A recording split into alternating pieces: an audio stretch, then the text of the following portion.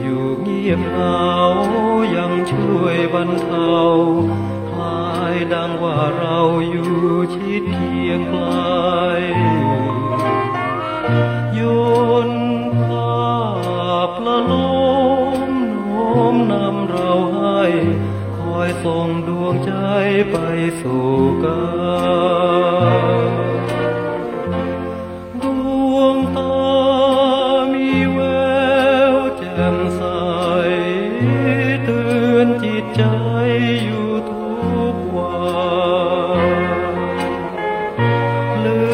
มตาหลับตาก็ฝันเอาภาพนั้นมาแนบกาย